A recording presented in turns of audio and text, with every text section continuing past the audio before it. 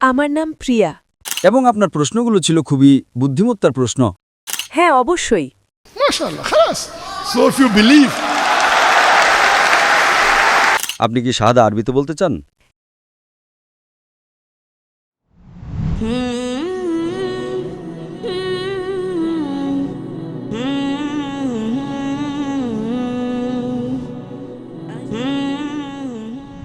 আমি আপনাকে ধন্যবাদ জানাতে চাই। আপনি আমার চোখ খুলে দিয়েছেন। যে কোনো কিছু অন্ধভাবে অনুসরণ না করা কতটা গুরুত্বপূর্ণ সেটা আমি এখন বুঝতে পারছি। আপনার নাম কি বোন? আমার নাম প্রিয়া। প্রিয়া, ঠিক আছে বোন। প্রথমেই আমি আপনাকে ধন্যবাদ জানাতে চাই। আপনি আমাকে বুঝতে সাহায্য করেছেন যে কোনো বিশ্বাস বা ধর্ম অন্ধভাবে অনুসরণ করা ঠিক নয়। মাশাআল্লাহ। এখন আমি বুঝতে পারছি কোনো বিশ্বাস সম্পর্কে প্রশ্ন করা কতটা জরুরি। কি অন্ধভাবে অনুসরণ করা উচিত আর কি করা উচিত নয় সেটা জানা দরকার। তাই আমার প্রশ্ন হল, কেন নবী মুহাম্মদ সাল্লাল্লাহু আলাইহি ওয়াসাল্লামই কেবল শেষ নবী ছিলেন এবং কেন পথ প্রদর্শনের জন্য আর কেউ আসেননি এই পাপপূর্ণ পৃথিবীতে? বোন খুব ভালো একটি প্রশ্ন করেছেন। কেন নবী মুহাম্মদ সাল্লাল্লাহু আলাইহি সাল্লাম শেষ ও চূড়ান্ত রাসূল ছিলেন, কেন তারপরে আর কোনো রাসূল আসবেন না? এটি খুব ভালো একটি প্রশ্ন। মানুষ আমাকে আরও জিজ্ঞেস করে যে কেন নবী মুহাম্মদকে প্রথমে পাঠানো হয়নি এবং কোরআন প্রথমে নাজিল করা হয়নি, তাহলে সমস্যা হতো না। উভয় প্রশ্নই যুক্তিসঙ্গত, উভয়ই যুক্তিসঙ্গত। যেমন আমার ছেলে বলে যে আমি ডাক্তার হতে চাই, কেন আপনি আমাকে সরাসরি মেডিকেল কলেজে ভর্তি করান না? আমি বললাম, না বাবা, প্রথমে তোমাকে যেতে হবে আমার ছেলে নার্সারিতে, জুনিয়র কেজিতে, প্রথম শ্রেণীতে, দ্বিতীয় শ্রেণীতে, ধাপে ধাপে। সুতরাং আল্লাহ সুবহানাহু ওয়া তাআলা আমাদের স্রষ্টা, তিনি মানুষকে সবচেয়ে ভালো জানেন। তিনি জানেন চূড়ান্ত বার্তা কি। তিনি জানেন যে মানুষ শেষ ও চূড়ান্ত বার্তা গ্রহণ করার জন্য এখনও প্রস্তুত হয়নি। তাই পূর্ববর্তী সমস্ত ওহী যা এসেছিল, যদি আপনি নার্সারিতে যান, আপনি ABCD পড়েন এবং তারপর আপনি এগিয়ে যেতে থাকেন, তারপর গণিত 1 2 3 4, 2 + 2 = 4, তারপর আপনি অন্যান্য বিষয়ে পড়েন, গুণ, ভাগ, এবং আপনি বিকশিত হতে থাকেন। একইভাবে আল্লাহ সুবহানাহু ওয়া তাআলা জানতেন যে যখন মানুষ ছিল, প্রথমে তিনি তাদের বিকাশের উপর নির্ভর করে সহজ বার্তা দিয়েছিলেন এবং আল্লাহ মনে করেছিলেন 1400 বছর আগে সঠিক সময় ছিল যে এখন মানুষ বিকশিত হয়েছে কোরআন আত্মস্থ করার জন্য। কিন্তু কোরআনের সৌন্দর্য হলো আল্লাহ জানতেন যে মানুষ আরও বিকশিত হবে, কিন্তু নিম্নতম প্রয়োজনীয়তা ছিল কোরআন গ্রহণের 1400 বছর আগে। মানুষ সহস্র সহস্র এবং লক্ষ লক্ষ বছর ধরে আছে, আল্লাহ আলম আমরা জানি না। তাহলে আল্লাহ কি করলেন? আল্লাহ শেষ ও চূড়ান্ত বার্তা কোরআন এবং নাজিল করলেন শেষ ও চূড়ান্ত রাসূল সাল্লাল্লাহু আলাইহি সাল্লামকে। কারণ যখন শেষ বার্তা আসে তার একটা সময়কাল থাকে, এবং যখন শেষ রাসূল আসেন তিনি চূড়ান্ত রাসূল। সুতরাং আল্লাহ সুবহানাহু ওয়া তাআলা যখন তিনি শেষ ও চূড়ান্ত বার্তা নাজিল করলেন, আল্লাহ কোরআনে বলেন সূরা মায়েদা অধ্যায় নম্বর 5 আয়াত নম্বর 3, আজ আমি তোমাদের জন্য তোমাদের ধর্ম পূর্ণ করলাম এবং তোমাদের জন্য ইসলাম মনোনীত করলাম এবং তোমাদের প্রতি আমার অনুগ্রহ সম্পূর্ণ করলাম। আল্লাহ মানুষকে বলছেন এই দিনে, এটি ছিল কোরআনের শেষ আয়াত যা নাজিল হয়েছিল, আমি তোমাদের জন্য আমার ধর্ম পূর্ণ করেছি এবং তোমাদের জন্য ইসলাম মনোনীত করেছি। এখন আল্লাহ ধর্ম পূর্ণ করার পর নতুন কিছু যোগ করা যাবে না, কিছু বাদ দেওয়া যাবে না। যদি কিছু যোগ করা হয় তার মানে আগেরটি সম্পূর্ণ ছিল না। ঠিক আল্লাহ 5টি 10টি আঙুল দিয়েছেন, যদি আপনি একাদশটি যোগ করেন তবে এটি সম্পূর্ণ নয়। তাই আল্লাহ দিন পূর্ণ করেছেন এবং শেষ ও চূড়ান্ত ওহী কোরআন, শেষ ও চূড়ান্ত রাসূল মুহাম্মদ সাল্লাল্লাহু আলাইহি ওয়াসাল্লামের মাধ্যমে। এটা কোথায় উল্লেখ করা হয়েছে? যেমন আমি আমার বক্তব্যে বলেছি সূরা আহজাব অধ্যায় নম্বর 33 আয়াত নম্বর 40-এ, মা কানা মুহাম্মাদুন আবা আহাদিম মির রিজালিকুম ওয়ালাকি রাসূলুল্লাহ ওয়া খাতামিন নবিয়্যিন ওয়া কানা আল্লাহু বিকুল্লি শাইইন আলিমা। যে নবী মুহাম্মদ সাল্লাল্লাহু আলাইহি সাল্লাম তোমাদের কোনো পুরুষের পিতা নন, তবে তিনি আল্লাহর রাসূল এবং নবীদের মোহর। এখন যখন আল্লাহ শেষ ও চূড়ান্ত বার্তা নাজিল করলেন, মানুষ বিকশিত হতে থাকে এবং আমরা কোরআন আরও ভালোভাবে বুঝি। বিজ্ঞান উন্নত হয়েছে। আমরা এখন যেভাবে কোরআন বুঝি, আমরা কোরআনের কিছুটা ভালো বুঝি কারণ বিজ্ঞান উন্নত হয়েছে, কিন্তু বার্তা একই। এখন যেহেতু বার্তা পরিবর্তন হবে না, তাই আমাদের কোনো রাসূলের প্রয়োজন নেই। তাহলে আল্লাহ কি করেন? আল্লাহ মুসলিমদের বলেন, মুসলিম উম্মাকে বলেন যে এখন তোমাদের দায়িত্ব যে বার্তা পৌঁছে দেওয়া। এবং আমি আমার আলোচনায় বলেছি, আল্লাহ সূরা ইমরান অধ্যায় নম্বর 3 আয়াত 110-এ বলেন, তোমরা সর্বোত্তম জাতি, মানুষের কল্যাণের জন্য আবির্ভূত হয়েছ।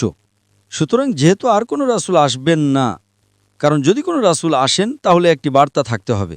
সুতরাং ওলামারা, দায়ীরা, যাদের অগাধ জ্ঞান আছে, এবং দায়ীরা যারা বার্তা পৌঁছে দেন, তারাই মশাল বাহক। তারা বার্তা পৌঁছে দেন মানুষকে বোঝানোর জন্য। তাই আমাদের দায়িত্ব বিশ্বের বিভিন্ন প্রান্তে যাওয়া এবং সমগ্র মানবজাতির কাছে বার্তা পৌঁছে দেওয়া। তাই কেউ বলতে পারবে না যে বার্তা আমাদের কাছে পৌঁছায়নি। এখন একবার চূড়ান্ত বার্তা সেখানে থাকলে আল্লাহ একটা সময়কাল দেন। আমরা জানি না পৃথিবী কবে শেষ হবে, তার একটা সময়কাল আছে। আমরা জানি না, আল্লাহ জানেন। কবে পৃথিবী শেষ হবে কেবল আল্লাহই জানেন। কিন্তু পৃথিবী ধ্বংসের কিছু আলামত আছে। হাদিসে ছোট আলামত এবং বড় আলামত আছে। ছোট আলামতের মধ্যে আমার ফেসবুক পেজে আমি 87টি ছোট আলামত এবং 10টি বড় আলামত দিয়েছি। ছোট আলামতের মধ্যে প্রথম আলামতগুলোর মধ্যে একটি হলো পৃথিবী ধ্বংসের। ছোট আলামত হলো শেষ ও চূড়ান্ত রাসূল নবী মুহাম্মদ সাল্লাল্লাহু আলাইহি ওয়াসাল্লামের আগমন। এটি একটি ছোট আলামত যে এখন পৃথিবী শেষ হতে যাচ্ছে। কিন্তু কত সময় লাগবে আল্লাহু আলাম। 100 বছর, 200 বছর, 1000 বছর, 10,000 বছর, আমরা জানি না। সুতরাং এটি ছিল প্রথম ছোট আলামত, শেষ ও চূড়ান্ত রাসূলের আগমন। পৃথিবী ধ্বংসের প্রথম কয়েকটি আলামত, প্রাথমিক আলামত হলো মুহাম্মদ সাল্লাল্লাহু আলাইহি ওয়াসাল্লামের আগমন। তারপর আরও অনেক আলামত আছে, আপনারা আমার ফেসবুকে যেতে পারেন। তারপর বড় আলামতগুলো শুরু হবে।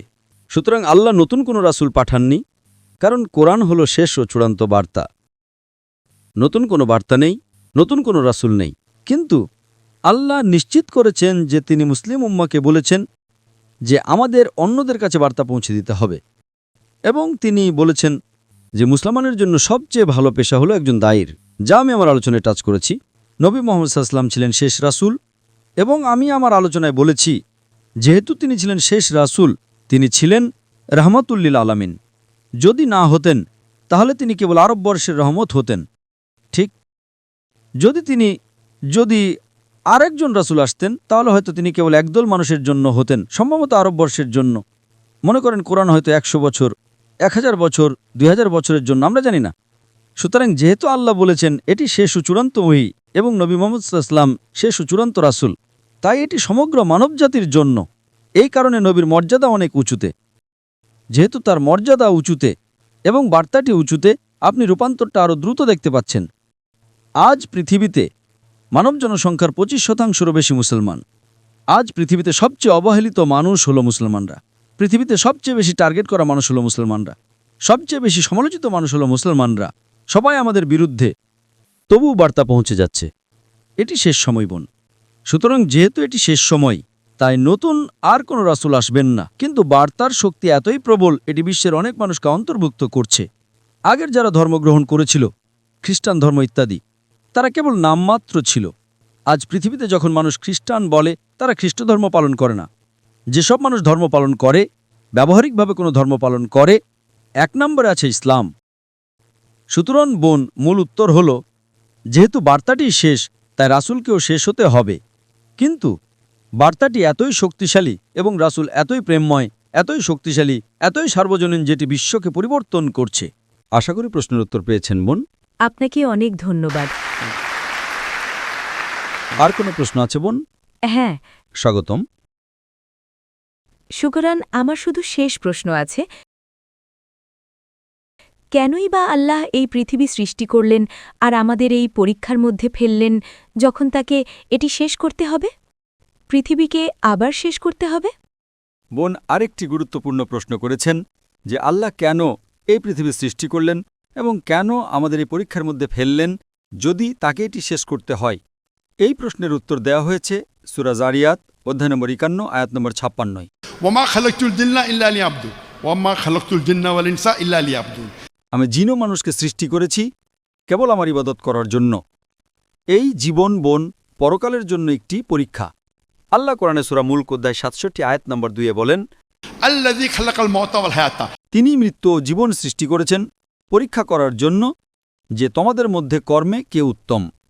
সুতরাং এই জীবন বোন পরকালের জন্য একটি পরীক্ষা।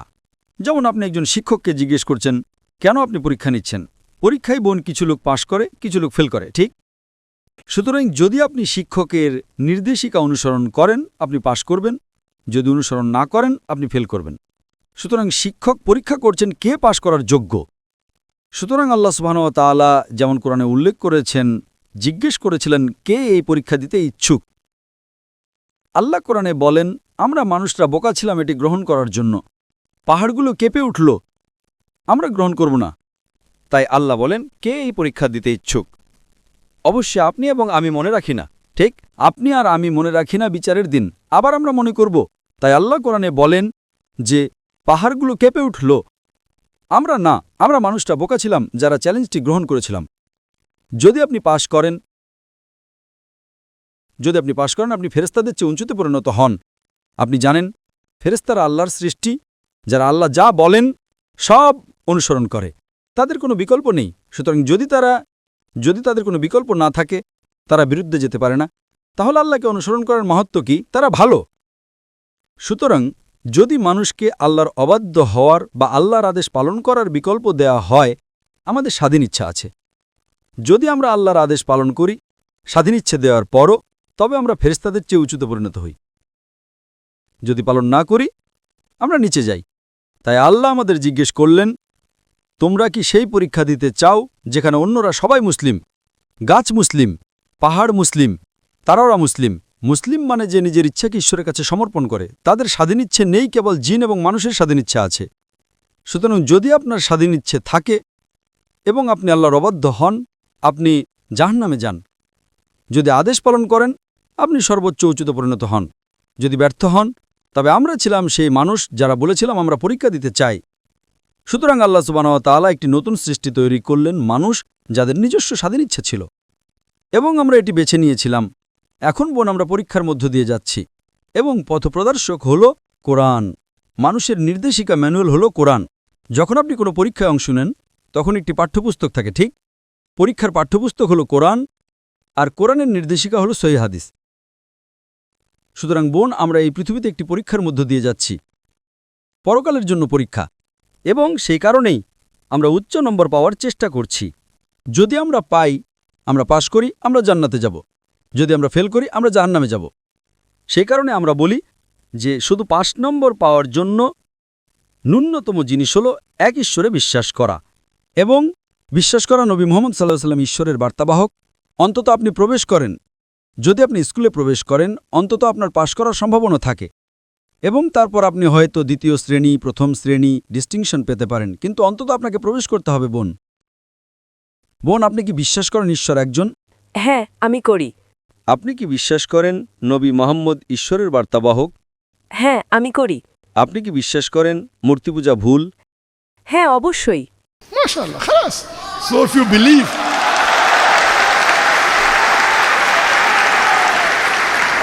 সুতরাং যদি আপনি বিশ্বাস করেন যে ঈশ্বর একজন, এবং আপনি বিশ্বাস করেন মূর্তি পূজা ভুল, এবং আপনি বিশ্বাস করেন যে নবী মুহাম্মদ সাল্লাল্লাহু আলাইহি সাল্লাম আল্লাহর রাসূল, তবে আমার মতে আপনি একজন মুসলিম।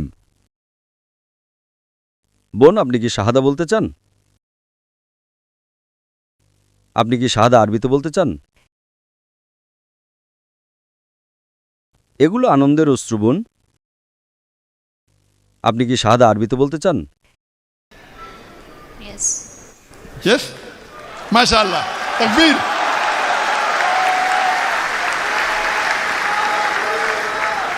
আশা করি কেউ আপনাকে জোর করছে না বোন। না। আপনি নিজ ইচ্ছায় গ্রহণ করতে চান। হ্যাঁ। সুতরাং নিশ্চিতভাবেই আপনার ইসলামের ব্যাপারে যথেষ্ট কিছু জ্ঞান থাকতে পারে। হ্যাঁ, আমার আছে। মাশাআল্লাহ বোন, আমি শুধু এটি আরবিতে বলবো আর আপনি তা পুনরাবৃত্তি করতে পারেন বোন। Ashhadu Ashhadu Allah. Allah Have the microphone close, please. Allah Ashhadu Ashhadu Allah Allah ilaha ilaha illallah illallah wa ashhadu wa ashhadu anna anna Muhammadan Muhammadar abduhu abduhu wa rasuluhu. wa rasulullah. আমি সাক্ষ্য দিচ্ছি যে আমি সাক্ষ্য দিচ্ছি যে কোনো উপাস্য নেই কোনো উপাস্য নেই আল্লাহ ছাড়া, আল্লাহ ছাড়া, এবং আমি সাক্ষ্য দিচ্ছি যে নবী নবী মুহাম্মদ মুহাম্মদ হলেন রাসূল হলেন রাসূল এবং আল্লাহর বান্দা। এবং আল্লাহর বান্দা। तकबीर तकबीर तकबीर মাশাআল্লাহ বোন, আল্লাহ সুবহানাহু ওয়া তাআলা আপনাকে জান্নাতুল ফিরদৌস দান করুন। এবং সত্যি আপনি একটা বাহাদুরি পদক্ষেপ নিয়েছেন, এবং আল্লাহ সুবহানাহু ওয়া তাআলা আপনাকে আরও হেদায়েত দান করুন এবং তিনি আপনাকে সাহায্য করুন। কারণ আমি বুঝতে পারছি মাশাআল্লাহ যে আপনি ইতিমধ্যে অনেক জ্ঞান অর্জন করেছেন এবং আপনার প্রশ্নগুলো ছিল খুবই বুদ্ধিমত্তার প্রশ্ন। এবং মাশাআল্লাহ আল্লাহ সুবহানাহু ওয়া তাআলা আপনাকে দিনের আরও বেশি জ্ঞান দান করুন। তিনি আপনার পিতামাতা, আপনার পরিবারের সদস্য এবং আপনার বন্ধুদের সঠিক পথ দেখাতে সাহায্য করুন বোন। জাযাকাল্লাহ খায়ের বোন। আপনাকে ধন্যবাদ। माशाल्लाह